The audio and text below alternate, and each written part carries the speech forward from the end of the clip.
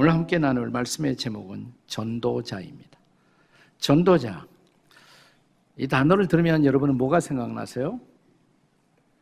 전 세계 여러 도시를 다니며 큰 스테디움에서 수많은 사람들을 모아놓고 복음을 전하는 빌리그레함 목사님 같은 분.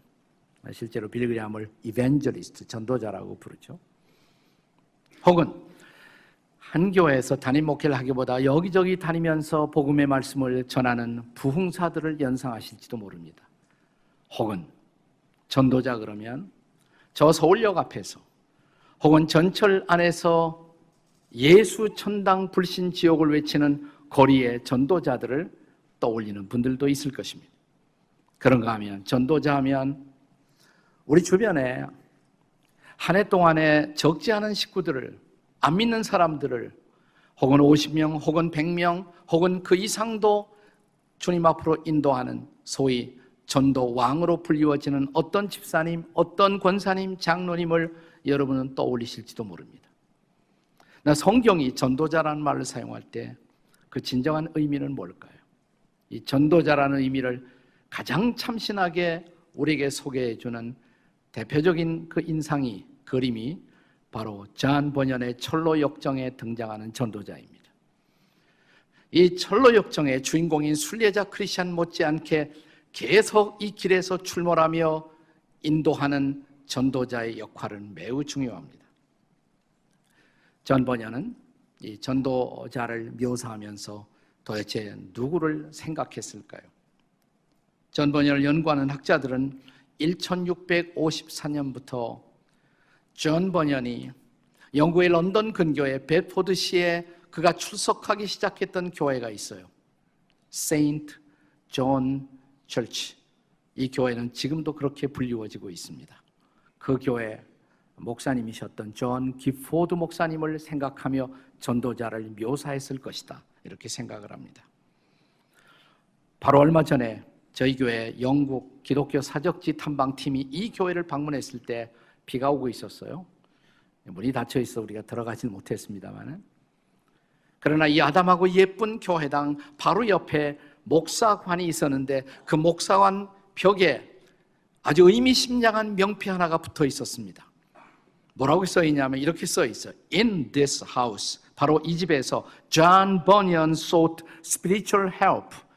요한 번연은 영적인 도움을 추구했다. From John Gifford in the 1650 to 5. 1650년부터 5년까지 존 기포드로부터 영적인 도움을 구했다.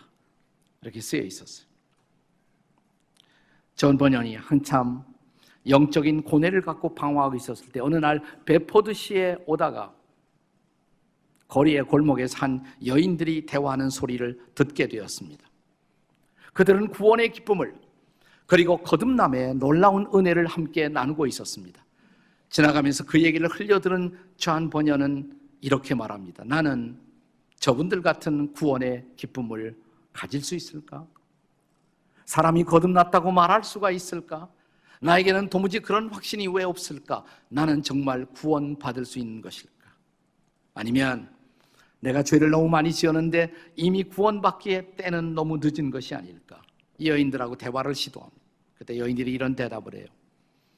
당신의 그 질문들에 관해서 우리 교회 목사님을 만나면 그 대답을 얻으실 것입니다. 그렇게 해서 이제 존 기포드 목사님을 찾아가는 거예요. 존 번연이.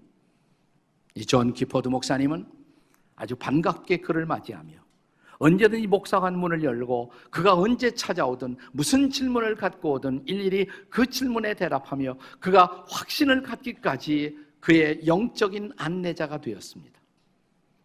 개인 전도자가 된 거예요. 개인 전도자가 된 것입니다. 바로 이런 개인 전도자의 의미로 존 번연은 전도자라는 의미를 사용하고 있었던 것입니다. 그것은 매우 성경적인 것입니다. 예수님도 그런 의미에서 개인 전도자였습니다. 생각나십니까? 요한복음 3장에서 니고데모 한 사람을 붙들고 시간을 내면서 그와 더불어 밤새워 거듭남의 대화를 나누시던 장면을, 요한복음 4장에서 우물가에 한 여인을 놓고 시간을 들여가며 그 여인과 목마르지 않은 생수 영생의 대화를 나누고 있었던 모습을, 예수님도 개인 전도자이셨습니다.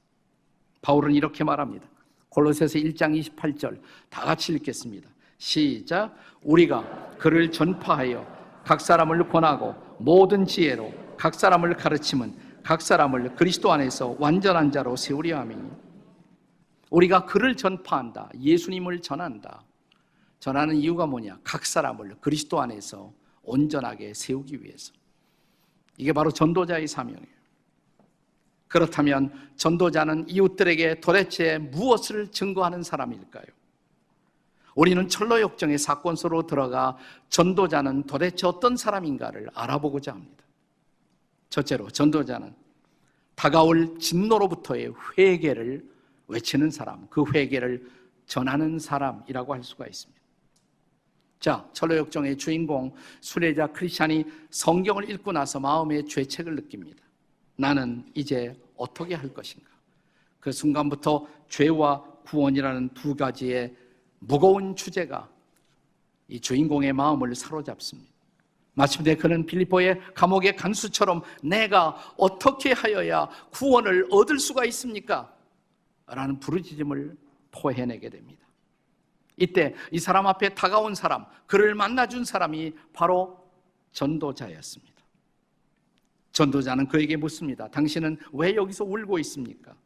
저요, 제가 들고 있는 이 책을 읽다가 제가 죄로 말미암아 하나님의 진노를 피할 수 없이 하나님의 심판을 피할 수가 없다는 사실을 깨닫게 되었습니다.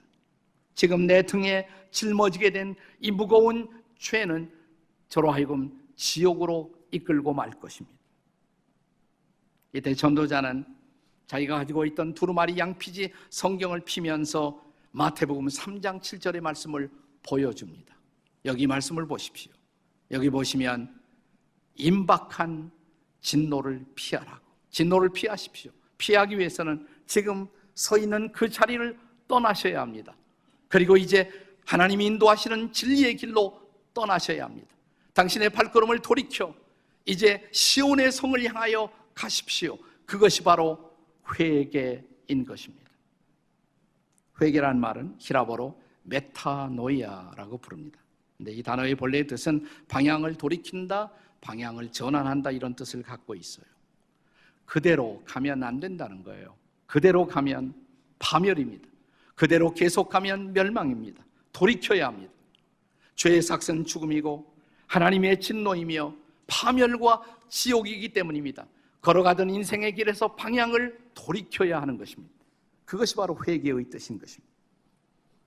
철로역정의 주인공 크리스찬은 이 말씀을 듣고 자기가 지금까지 살아왔던 멸망의 도시를 떠납니다.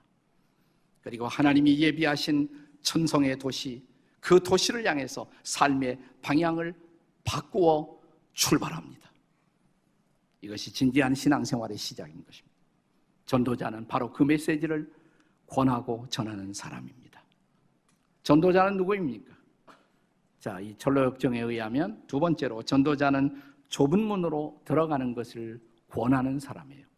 좁은 문으로 들어갈 것을 권하는 사람입니다. 자, 이 전도자의 메시지를 듣고 주인공인 순례자 크리스찬은 다시 이렇게 묻습니다. 그러면 이제부터 저는 여기서 어디로 가야 합니까? 방향을 돌이켜 떠나야 한다고 그러는데 어디로 가야 옳습니까? 자, 다시 이때 전도자가 등장합니다. 제가 이 존 버년의 고향 도시에 가보니까 이 전도자의 그림을 아주 잘 그려놓았어요. 뮤지엄에, 박물관에 들어갔을 때 이 그림이 우리를 기다리고 있었습니다. 지금 등에 짐을 짊어지고 있는 사람이 주인공 크리스찬입니다. 옆에 그를 향해서 가리키고 있는 사람이 바로 전도자예요. 저기 불빛이 보이지 않습니까? 불빛이 보이세요? 안 보이십니까? 네, 불빛이 보이시죠? 그 불빛을 따라가면 좁은 문에 도달하십니다. 그리로 들어가셔야 당신은 구원의 길로, 생명의 길로 갈 수가 있습니다. 제가 저한 번연이 사역하던 또 교회를 갔더니 교회 안에도 스테인 글래스가 있었어요. 거기에도 같은 그림이 그려져 있었습니다. 자, 거기에도 주인공 순례자 크리스찬이 짐을 지고 있습니다. 옆에서 가리키고 있는 사람, 저기 저 불빛을 따라가시면 당신은 좁은 문에 도달할 것입니다. 그 문을 두드리고 통과하십시오. 오늘 본문의 말씀이 바로 그 말씀이 아닙니까? 마태복음 7장 13절 14절의 말씀입니다. 우리 다 같이 읽겠습니다. 시작. 좁은 문으로 들어가라. 멸망으로 인도하는 문 크고 그 길이 넓어 그리로 들어가는 자가 많고 14절 생명으로 인도하는 문은 좁고 길이 협착하여 찾는 이가 적음이니라. 여기서 좁은 문을 우리 주님은 어떤 의미에서 사용하셨을까요? 그 문이 들어가기 어려워서 좁은 문이라고 했을까요? 아니에요.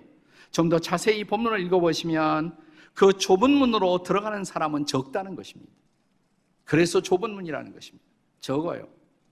반면에 넓은 문을 통과해서 넓은 길로 가는 사람은 매우 많다는 것입니다. 진리는 반드시 다수의 선택이 아니라는 것입니다. 어쩌면 그것은 소수의 사람만이 두드리는 문일 수도 있습니다. 그래서 그 문은 좁은 문이라고 말하는 것입니다. 때로 내가 선택한 이 길을 내 가족들도, 내 친구들도, 내 이웃들도 경멸할 수가 있습니다. 그래도 나는 그 길로 가야 합니다. 왜냐하면 그 길이 생명의 길이고 그 길이 구원의 길이고 그 길이 영생의 길이기 때문에 그렇습니다. 그렇다면 도대체 왜 수많은 사람들은 이 좁은 문을 통해 가는 생명의 길을 거부하고 있을까요? 간단해요. 지금까지 살아왔던 내 길의 방식, 내가 걸어왔던 모습이 편한 거예요. 내가 지금까지 살아왔던 삶의 방식이 나에게 익숙하고 편한 거예요. 바꾸기가 싫은 거예요. 교회는 나와 있습니다. 교회는 출석하지만 전혀 삶의 방식을 바꾸지 못한 사람, 인생의 진정한 방향 전환이 없었던 사람도 많이 있어요. 아직 좁은 문을 통과하지 못한 사람이라는 거 아세요? 네, 그래서 좁은 문이에요. 자, 전도자는 그래서 어떻게 말합니까? 이제 당신 생각대로, 당신 멋대로, 당신이 편리한 대로 길을 가는 것이 아니라 이제는 다른 방식으로, 다른 인도를 따라 가셔야 합니다. 저기 불빛 보이시죠? 이제는 그 불빛을 따라가야 합니다. 그 불빛이 뭘까요? 철로역정에 보면 그 대목에서 조한 번연은 성경 구절 하나를 써놓습니다. 그 말씀이 시편 119편 105절의 말씀인 것입니다.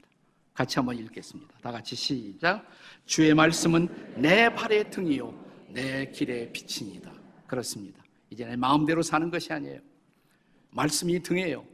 말씀이 길인 것입니다. 이제 하나님의 말씀을 붙들고 하나님이 원하시는 방식대로 인생을 살기 시작하는 것입니다. 그 길이 바로 영생의 길인 것입니다. 그 길이 바로 구원의 길인 것입니다. 때때로 다른 아무도 그 길을 선택하지 않아도 나는 그 길을 선택해야 합니다. 그래서 구도의 길은 외로운 길일 수가 있습니다. 그러나 그 길은 여전히 생명의 길입니다. 이 철로역정의 주인공 수레자 크리스찬도 이웃들은 물론 심지어 가족들에게도 거부당했습니다. 그의 아내도 그의 자식들도 내 남편이 내 아버지가 미쳤다고 여보 돌아오세요.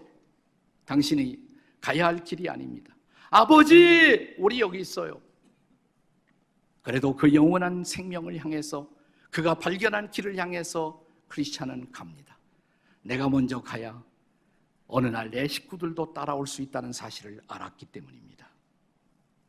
사랑하는 여러분, 그러나 전도자의 편에서 보면 이 천하보다 소중한 한 사람의 영혼, 이 한 사람의 영혼을 하나님의 영원한 나라로 인도할 수 있다는 특권이 얼마나 어마어마하고 존귀한 특권인지요.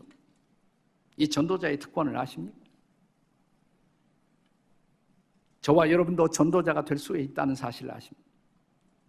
예수님이 왜 오셨습니까? 그분이 이 땅에 오신 가장 중요한 미션, 그것은 전도자의 사명을 갖고 오신 거예요. 우리가 잘 아는 누가복음 19장 10절의 말씀을 다시 한번 읽겠습니다. 다 같이 읽겠습니다. 시작. 인자가 온 것은 잃어버린 자를 찾아 구원하려 하십니다. 인자, 사람의 아들, 그는 하나님의 아들이셨습니다.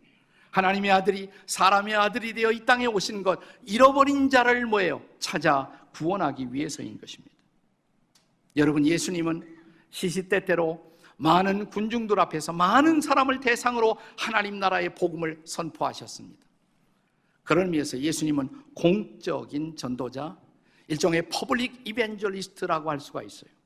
그러나 이것이 예수님의 모습의 전부가 아니에요. 그러나 예수님은 더 많은 시간을 한 사람을 붙들고 시간을 보내십니다. 요한복음 3장처럼, 요한복음 4장처럼. 자, 여기 전도자 예수님의 모습을 가까이 가서 좀 더 우리가 면밀하게 관찰해 볼까요? 저는 전도자 예수님의 모습을 요한복음 3장 그리고 4장처럼 잘 보여주는 본문이 없다고 생각해요. 자, 요한복음 3장에는 한 남자가 등장합니다. 그 남자를 붙들고 밤이 늦도록 예수님은 거듭남의 대화를 나누십니다. 4장에 보면 우물가에서 한 여인을 붙들고 오랜 시간 그는 영생의 대화를 나누고 계십니다. 그는 남자도 여자도 차별 없이 예수 그리스도는 그의 구원의 복음을 나누어 전하기를 기뻐하셨습니다. 자, 3장에 나타난 이 남자의 이름은 뭐예요? 네? 니고데모. 그다음에 4장에 등장하는 여자의 이름은 뭡니까? 사마리아가 이름은 아니죠. 여자 이름은 지역 이름이지. 내 이름조차 모를 여자. 이름은 있었겠죠. 그러나 누구에 의해서도 기억되지 못하는 이름 없었던 이 여인. 예수님은 이름이 당당한 사람에게도, 그러나 이름조차 기억되지 못하는 사람에게도 동일하게 차별 없이 복음을 전하십니다. 자, 이 3장의 니고데모의 직업은 뭐였습니까? 관원, 일종의 국회의원이라고 할 수가 있어요. 당당한 사회적 권세를 지닌 사람이었어요. 4장의 사마리아 여인의 직업은 뭘까요? 남편 바꾸는 걸까요? 그게 직업일까요? 네. 그래서 어쨌든 사람들에게 소외되고 있었던 사람, 사회의 얼굴을 내밀 수 없었던 사람, 그래서 사막지대 아무도 물길로 오지 않는 정오의 뜨거운 시간을 선택해서 혼자 외롭게 우물가에 찾아왔던 여인. 예수님은 사회적으로 당당한 지위에 있는 사람에게도, 사회적으로 소외된 여인에게도 그러나 동일하게 복음을 전하셨습니다. 자, 3장의 니고데모의 경우에는 그가 자발적으로 예수님을 찾아왔어요. 질문을 갖고 찾아온 것입니다. 그는 준비된 영혼이었어요. 그러나 4장의 사마리아 여인의 경우에는 예수님이 먼저 우물가에 도착해서 이 여인을 기다리고 있었습니다. 준비된 영혼에게도, 준비 없었던 사람에게도 예수님은 동일하게 그리스도의 복음을 전하고 계셨습니다. 3장의 니고데모와 나누었던 대화는 거듭남의 대화. 사람이 어떻게 거듭날 수 있는지. 4장의 사마리아 여인과 나누었던 제목은 목마르지 않는 생수, 영생의 생수에 대한 대화를 나누십니다. 거듭남도 영생도 결국 구원이라는 커다란 주제 안에 포함되는 것입니다. 예수님은 한 사람, 한 영혼, 그가 누구이든 그를 붙들고 시간을 내어서 그를 구원의 길로 인도하기 위해서 기꺼이 시간을 내셨던 개인 전도자이셨다는 사실입니다. 여러분, 예수님과 사마리아 여인의 대화의 절정이 뭐라고 생각하세요? 대화의 절정. 마침내 이 여인이 예수님을 그리스도로 깨닫는 순간, 절정이죠. 내가 바로 메시아라고, 그리스도라고, 당신이 그리스도라고, 예수님을 그리스도로, 예수님을 메시아로, 예수님을 구세주로 발견하는 놀라운 순간이야말로 이 여인과 예수님의 대화의 클라이맥스, 절정이라고 할 수가 있어요. 그러나 거기서 대화가 끝나지는 않습니다. 또 다른 하나의 절정이 기다리고 있습니다. 자, 예수님이 메시아임을, 예수님이 구세주임을 발견한 그 순간 이 여인은, 물길로 왔던 이 여인은 물동이를 버려두고 동네로 들어갑니다. 왜요? 자, 이 대목을 직접 여러분이 확인해 보시죠. 요한복음 4장 28절 이하 30절의 말씀입니다. 다 같이 읽겠습니다. 시작.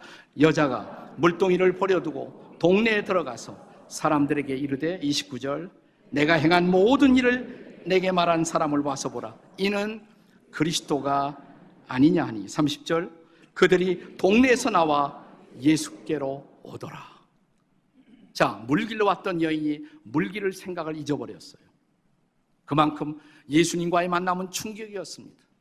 그리고 그는 동네로 들어가서 사람들을 지금까지 피해 다녔던 이 여인이 당당하게 사람들을 만나며 외칩니다. 내가 그리스도를 만났습니다. 그가 우리가 기다리던 구원자이십니다. 그리고 마침내 사람들을 데리고 예수님 앞으로 나옵니다. 이 여인의 놀라운 변신을 보십시오. 사람들을 눈을 피해 다니던 어둠의 여인이 이제 전도자로 황홀한 변신을 시작한 것입니다. 이것이야말로 진정한 클라이맥스가 아니에요? 이 여인의 전도자로의 놀라운 변신에 이 아름다운 장면을 너무나 투명하고 아름다운 언어로 표현한 이혜인 시인의 시를 소개하고 싶습니다. 제목은 우물가의 사마리아 여인처럼. 들어보세요. 야곱의 우물에서 물을 깃던 사마리아 여인에게 당신이 한 것처럼 주님, 제게도 당신이 먼저 한 잔의 물을 청하시듯 조용히 말을 건네 오시렵니까? 저는 죄인이기에 용기가 부족함을 당신이 아시오니 제가 누구인지, 당신이 누구인지, 우리의 만남이 무엇을 의미하는 것인지 오늘도 직접 당신께 듣고 싶사오니 어서 말씀하여 주소서. 언제나 일상의 우물가에서 작고 초라한 두레박으로 당신께 물을 길어드린 저에게 이제는 두레박 없이도 물 깃는 법을 거듭 깨우쳐 주시렵니까?